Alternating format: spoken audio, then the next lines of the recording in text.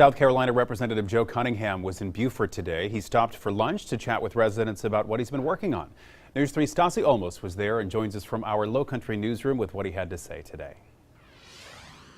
A few dozen people showed up to shake Representative Joe Cunningham's hand, and while most people expected him to give a crowd speech, he didn't. Instead, he went to each individual table and talked with everyone one-on-one.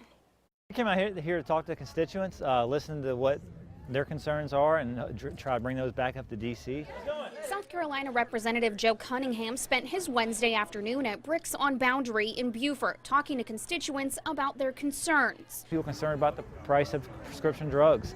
We've been talking a little bit about that and what we're doing up in Congress to actually address some of these problems. Infrastructure, flooding has been other concerns as well. So, but we're just excited to get out here and talk to people, hear what their issues are, and hopefully be able to change that up in D.C. One of his biggest ventures in his first few months in office, a bill to ban offshore drilling. We made a promise to the people of the 1st District, and we're going to keep it. You know, we are leading the charge up in Congress with that bill to ban offshore drilling, and we hope for it to come to the fore later on this year and pass. We're here to ask him questions.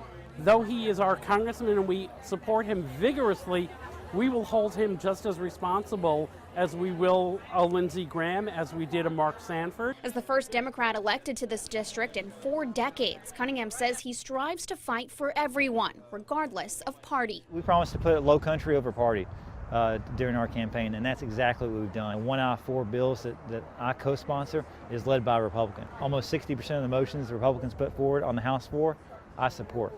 So that is by and far the most independent member of the Democratic caucus. And it's a promise I made to people here in Beaufort County. It's a promise I intend to keep. Now, Cunningham is also part of the Veterans Affairs, Tech, and Economic Opportunity Committees. Stassi Olmos, WSAV News 3.